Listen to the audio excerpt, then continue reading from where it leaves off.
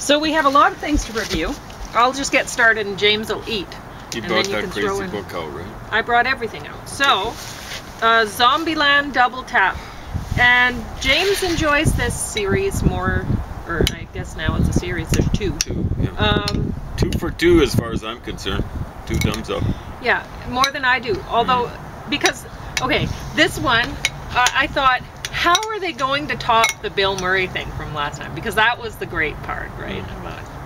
Anyway, and they really didn't, as far as I'm concerned. James thinks that he enjoyed this one more than the last one. And I enjoyed that. I don't know why. Yeah. But there was one thing that bothered you. That bothered me. Yeah. And legitimately so. Yes.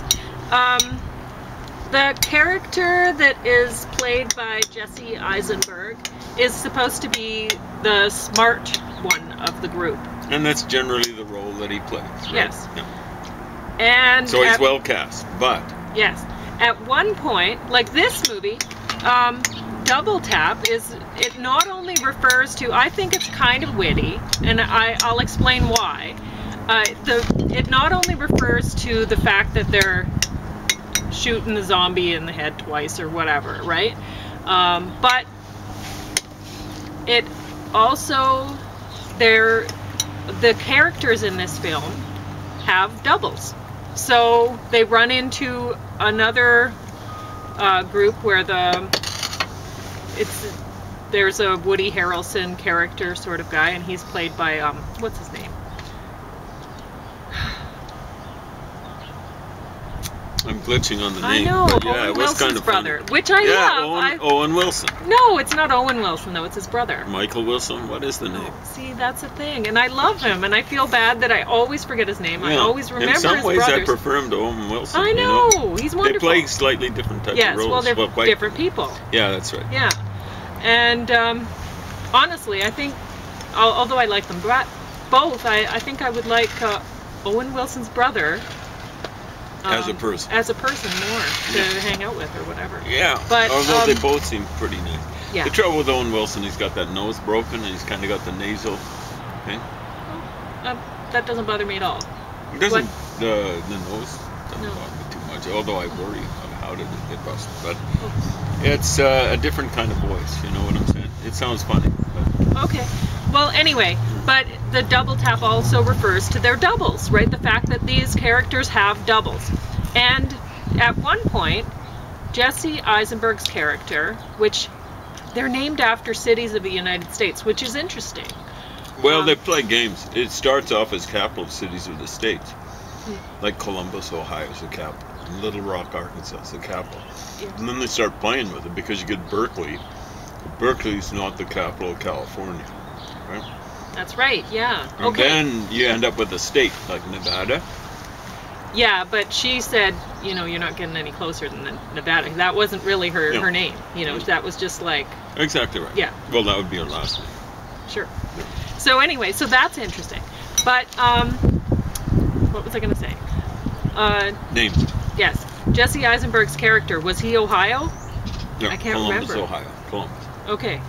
So, anyway, at one point, he says, I'm feeling nauseous, or something like that. Mm-hmm. And then, I mean, you stop for a minute and you think, well, you know, people, if they're stressed out or whatever, they might make that mistake. And when I was young, I have, in the past, I said things like, oh, I feel nauseous. And then usually it'd be a guy in the group who would laugh and say, are you sure you feel nauseous, not nauseated? And I was like, whatever. You know, or whatever. But, I mean, he's supposed to be the smart guy in the group. And so you that you should notice that when he says that. And then he repeats it. So. He might have repeated it a second time. Yeah. So, and I think that's done on purpose. Because although we're supposed to see, or the group sees him as the smart one in the group, I don't know that Zombieland really refers to the zombies at all. I think what it refers to are the people in the group are like zombies, really. The whole the whole land. They're living in the White House now in this one. That's hilarious. Right? Mm-hmm. And it's funny, you know, the things like how he his engagement ring is hilarious, and you know, all this stuff, right? So if you think about it, anyway, I think it's a witty thing, and it's maybe not quite as enjoyable as I would like. It's too much thought has went into making this political or something, making this political statement. So you're right about the Zombieland in particular. Yeah. When it comes to hippies, that was another Zombieland. They were just absolutely useless and defenseless. Yeah. You know? And if you haven't understood that about this movie, well, you're really clueless. Honestly, you should be able to see that that's what they're playing with in this movie. Mm-hmm. So anyway, that's as much as I respect what they're trying to do by making this statement. I love zombie movies, and this I don't love, I have to say, which surprises me because I love the characters in this movie, and I understand what they're trying to say with it. They're just not pulling enough art into the project with the political message.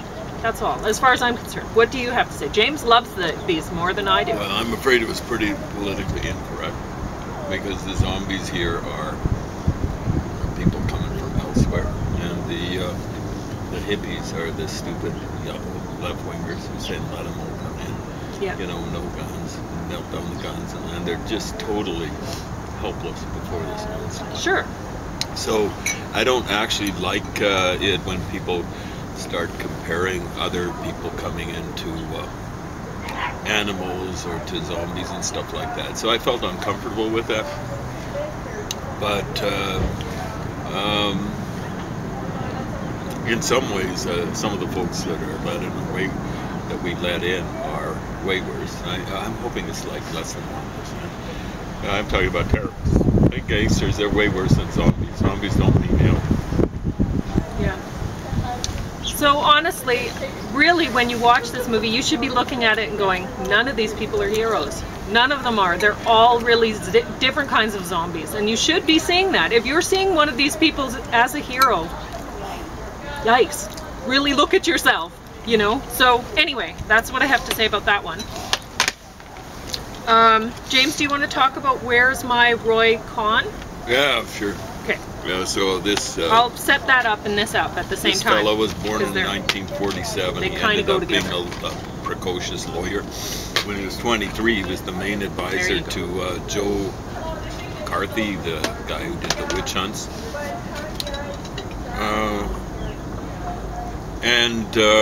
Then they tracked his career. Well, that ruined his career because he was the one who was advising McCarthy. He might have been the guy who was pushing it to go after the army. Well, see, their third in command was a guy that looked a bit like Simon Garfunkel / Paul Newman. So not as good looking as Paul Newman, but better looking than Art Garfunkel. And, you know, whatever turns one's crank is their own business unless they start letting it affect them, you know, like in terms of corruption. So this dude was drafted into the army. This is the third in command. And they were trying to get it so he didn't have to serve, right? So they were doing this corruption thing, and they were saying that this is why they went after the army. I never could understand why they went after the army, trying to find commies in the army. And it looks as though that might have been the motive for Cohn, maybe for McCarthy too. They were saying maybe McCarthy was swamped up. And like I want to emphasize that that's okay. It's just people can't be, you know, their loved ones. They can't be getting special favors for it. That's corruption. Doesn't matter if it's heterosexual, homosexual, or something in between or off to the side, right? Anyway, that ruined his career, you know, for that sort of stuff. So then he went into private enterprise and junk like that. He ended up representing. They didn't cover the 70s terribly much. They tried to tie him in with Nixon without much success, but They did tie him into Donald Trump, and before Donald Trump came the mob. So this guy's from New York, born in New York in '47, and he started working for the mob. And I don't know how mobbed up he was, if he was involved. He'd be defending people, like would be up for murder charges and stuff like that. And he got most of them off, one way or another. And then Trump, well, like they were saying, and there's probably some truth to it. He's the one that gave Trump his modus operandi, which is just like if someone attacks you, you go on the offensive, right? So, and Trump is so good at it, like he'll be saying, watch for the cheating in the election coming up. And he knows there's huge cheating on the agenda. Yeah, the other thing on his agenda. Yeah. Don't keep notes. Don't like you have your underlings do things. It's just understood. What they're supposed to do. So there's plausible deniability. Anyway, this guy eventually AIDS. It was funny watching the interview. Sad funny. He's saying, I don't have AIDS, and like he's falling apart and he eventually dies of it. I don't know if he was denying it right till the end. So I don't know if he made it past much past 1987, but his spirit, or lack of it, still lives on. The weird thing is, people, he had this total lack of affect, like it was kind of like no expression from the eyes on down. But you could tell when he was lying. Like one time he's saying, I don't plead. I don't, plead guilty or what. I don't plead.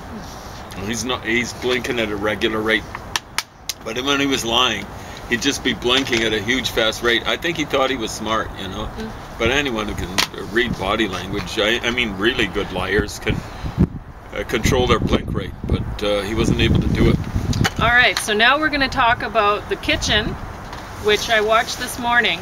And if you're watching this movie and thinking, oh yeah, girl power, these women become empowered and they're in charge of the mafia now. I mean, come on, honestly. I thought that's where it was going, so, and let me tell you, that is not where this movie was going. If that's what you're reading into it, there's something wrong with you. Something wrong. So, if you notice, there's one of the characters in the movie who it starts out, and I think she did an amazing job, because Elizabeth Moss, I certainly don't think she's a green, but she's playing a passive woman in this. And so it starts off, she's just been beaten by her husband. And he's like, don't play it up kind of thing, and he takes the ice and he chucks it at the sink or whatever. And anyway, so the husbands end up getting nabbed they were committing a crime, and they were nabbed by the police, and the women end up taking over while they're in prison. It was supposed to go to somebody else in the family, a man, but he wasn't doing a good job, and the women, they're taking it upon themselves to be the leaders of the group. Anyway, that's okay, I've got it. So, but along the way, that the passive woman, she's not the leader. You can see that she's actually willing to get her hands dirty. And not only willing, she's eager. She knows she needs to empower herself so that she can get out of the relationship she's in, because she knows it's not a good one. She's already, her husband beat her, she lost a baby. She knows she's in trouble. So when he gets out, she has to be able to keep him away from her. And she knows that she has to empower herself so that she won't get in this kind of situation again, because when you're a passive woman and you've gotten into this sort of situation, you're probably going to fall into a similar one. Guys are looking for they're victims. looking. The guys are like so anyway, so she's the only woman who is willing to dispose of bodies, whatever, or kill anybody herself, actually. The other two women, they're calling the shots. They're getting people to do the protection for the neighborhood and all that kind of thing. But really, they're the mafia boss types, They're at the top and they're getting other people to do the dirty work while they're profiting off of it. And And they think that they've built a legitimate business. The one woman at one point, she says, this is my business I've built. I'm not going to walk away from it, kind of thing. And it's like, business, eh? You know, like, honestly. So, I mean, you should not be looking at these women and going, go girl, you know? Yeah, you're leading the mafia. No, the only people who end up, like, you'll notice right away when these women, they've taken power, who is the one who, somebody is going to rape her, and some guy steps in, he kills the guy, and she's rescued, right? And she's like, you know, I should feel good, but I don't feel good about the fact that you had to rescue me. And she wants to be able to rescue herself. So the character that Elizabeth Moss plays, she's the one that almost gets raped. Because when women in a group, the powerful, the aggressive types of women, they're not usually the ones that the guys who feel like they've had their power taken away from them, but they want to be more powerful, they want to dominate. They're not going after those aggressive women. They go after the passive ones. That really, they go after the easy targets, you know? And so the woman that Elizabeth Moss plays, she's the one who almost gets raped, not the other two. And she's the one who ends up getting murdered, not the other two. And later on in the movie, you end up seeing, whoa, wait a minute. Like the woman who, Tiffany Haddish, very beautiful woman, but you realize she was never actually a wife, what I would consider a wife. You see her at the beginning, she's gotten her husband the wrong brand of beer, and he's like, yeah, and then you think at the end, I bet you the liquor store had his brand of beer. Honestly, I don't think that it was his brand of beer was sold out. But I mean, you don't know, right? But you wonder, because she's set up the whole thing. This is her plan. She wanted control, and it's never a good thing when aggressive people get power over anyone else. It's never a good thing when people who want to dominate have the right to dominate and the ability. That's never a good thing. So this is not a girl power sort of movie, because the only one who needed empowerment to get away, the only one ends up dead.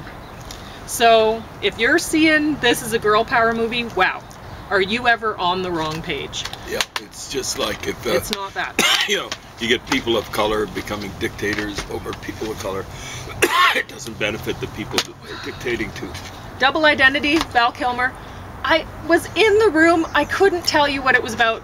I'm guessing that Val Kilmer's character had a double identity. I don't know. I was present. I have no idea what the movie was about. I feel bad, but whatever. James, do you want to talk about Fork and Good? I have never seen this, NBC's The Good Place, which this book is supposed to kind of refer to, but I went through the book and I thought, James is going to enjoy this. So I got him to read it over too, because it's actually pretty fun. And the recipes are real recipes. You could eat the food that you make. Did you look at the recipes? Yeah. Because I didn't, you know, because it wouldn't mean that much. No. There's nothing in there that is really exciting for me, because I know how to make a lot of things, and I looked at a few things at the beginning. Yeah, so I didn't make notes of it, but that doesn't say anything. Well, I'll do some stuff. Okay, you talk about it. So yeah, it's got a cute little thing. It basically is. There's some things. The artwork is cute. The book is cute. Anybody would like this, just as buying it or borrowing it from their local public library. Just as an art project, it's fun. No. Yeah. So they've set it up. Most of the stuff is puns on philosophy or things that are metaphysical. Schrodinger's dog instead of Schrodinger's cat with Schopenhauer kraut. So that's instead of sauerkraut. So I read it for the philosophy. Mm-hmm. And there's a fair amount of philosophy in there. You know, like if you actually memorized the stuff they had to say about philosophy, it'd probably be the equivalent of what you'd get out of second year philosophy. You know what I'm saying? Right. A survey. So pretty good. Yeah, so I would recommend that book. without even seeing the good place. And Just- it makes me want to see the good place. Yeah, now. just get it from the library. Don't Yeah. buy it. Now, I was really looking forward to this Rocky Mountain cooking because honestly, What a picture. yeah, Yeah. and recipes to bring Canada's backcountry home. No, it's not. Because honestly, I was looking at this. I did mark off a few things to talk to you about because these recipes do look like they would be yummy. I read them and I'm like, yeah, that'd be good. And they're really fattening. They're not healthy at all, but yum. Yeah. I can tell they'd be good. So if you're into that, but they're not. I was expecting Rocky Mountain kind of local ingredients in Like back bacon or something like that. I'm What? kidding. Yeah, but anyway, so here we have page 48, carrot cake with toasted coconut. Coconut. Okay. Yeah, good. there's a whole lot, 2 to 3 cups shredded Well, you're sweet growing coconut grapes, in there. so maybe it's possible to grow coconuts here. No, so anyway, It's so zone 10, I presume. Yeah. the recipe for the cake looks yum, and there's cream cheese icing on it that has lots of cream cheese, whipping cream, and orange zest in it, which would be tasty. It would be a good tasting carrot cake, not healthy though. But I mean, if you're hiking, when James and I were younger and we worked 40 hours a week outside doing gardening and then we'd hike on the weekends, we were thin. And we ate Relatively so. whatever we wanted. We and- ate whatever we wanted. Yeah. We ate a lot. Like of my stuff. sister, she'll say, when she's in a bad mood or whatever, she'll make some comment about, I remember you used to buy a lot of fancy cheese. And it's like, whatever. You know, we were hiking it off. It We was wouldn't- gone. We Like, wouldn't buy a lot of it, understand. We No. every so occasionally get some fancy cheese. It might Yes. be like once, twice a year. Or something Yeah, like well, usually we do the fancy cheese when Copper had an operation. that. Well, we had to Yeah. reward Buddy with some fancy cheese. It was more Yeah. for him than for Well, us. and we felt so bad. I mean, I know. whenever he was getting so old there, whenever Yeah. we'd bring him into the vet, I'd watch them walk him down the hall through the window as we were leaving, and I thought, oh, I hope he comes out of this, you know, because honestly, the last while I was really wondering if he would. He was course. so old. The last time Going through the he went, he surgeries. still had his ears out. You know, Basset Hound with his ears sticking as much out as they could. And he was looking for cats because they had a cat or at least one cat. He was, A pet who lived there, yeah. yeah. So he still was young at heart, you know. Yeah. Well, he was a good buddy. I wish I wish he'd gotten sick the last time we were here. And anyway, I had to take him to a different vet. I was in a different place, and anyway, Yeah. so page 72, cream of broccoli soup with sharp cheddar. This one sounds really yum. It has cardamom in it as well as some nutmeg and some thyme for garnish. Let's see. It's really pretty much basic besides that. So it's a cream of broccoli soup with those things. But I find the cardamom interesting. I will try it out. And quinoa bread on page 104, and it calls for some cooked quinoa, which I'm totally going to try that because I've been making bread more often now. Because we haven't been going to the food bank because, well, we haven't tried to. We'll have to see if we make under the limit or whatever. But I don't even know if we need to. I can just make bread. So I may as well try this recipe out and see how it goes. So the recipes, I have to say, bread would they be great. sound good. And I look forward to making that quinoa bread. They look good And too, right? I will be making something like the broccoli soup, but it'll be with nutritional yeast and it won't be fattening. So we'll see if it's good. And I might stir in some, like I might soak some cashews overnight and then rinse them and then process them and then add that to the broccoli soup later so James can stir it in. And then that'll add the fat and it won't be dairy. So that might be yum. Yeah, dairy's not good for either. For different No, reasons. for different reasons. So, eat complete. I expected to enjoy this more than I did. He does cook with different things like kale, author of 50 Shades of Kale. So I was like, yes. Wow. But I it's thought there was only one, and it was very dark. yeah. So Holy anyway, he smokes. does cook with some healthy things, but Yeah. they're his food really isn't that healthy. It'll have things like brined bacon. pork. This is Brined page. pork I just, chop. there How you bad go. can that be? Yeah, well, these things, if you eat meat, I bet you would like these recipes, or you'd be able to eat them. You know, because honestly, at least you're getting some kale in when you're eating your bacon or If you can brined hide pork. kale, like you've got kale nuggets, that's your magic potion So for hiding this kale. recipe is not a good example because it just calls for assorted greens, which that's pretty.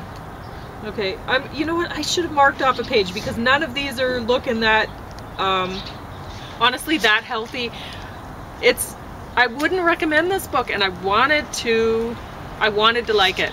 Yeah. Because I want to like people who eat kale, but he's not eating enough kale to make it worth it. So it's really, it's a marketing thing. The fact that he's put kale. Is he a real MD? Yeah. Yes. So anyway, I can cook vegan. I wanted to enjoy this one more than I did. I don't like the look of this book at all. Out of the books that I've shown, this one is really boring looking. From an artist's perspective, this is not attractive at all. The pictures are ugly. That one's awful. Sloppy shiitakes. Why did you take this picture? This looks terrible. I'm telling you, It's a full-size picture of that? Like, honestly, that's so bad. I did a spoonerism, which is where you shift sounds around. So I was reading slotakis. So you know what the actual says.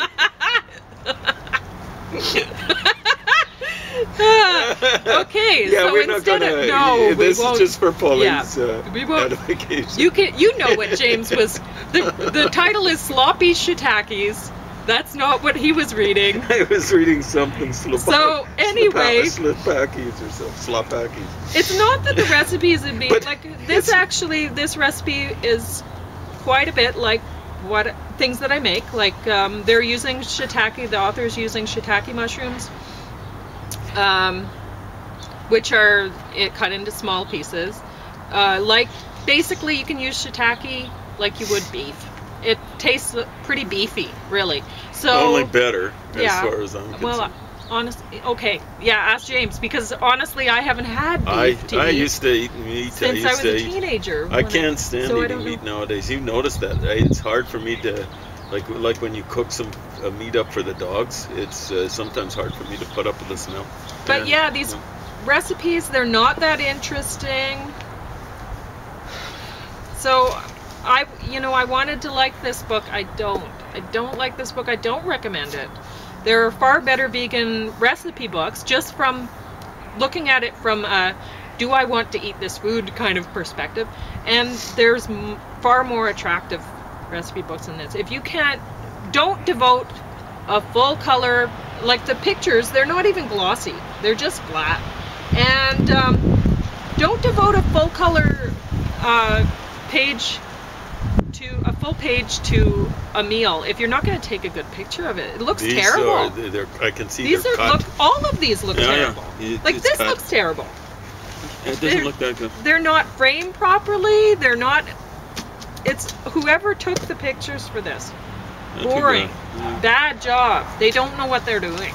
So, out of the recipe books that I showed you, this is the one that I would recommend. It's a fun book, I gotta say. Not because of the recipes, necessarily.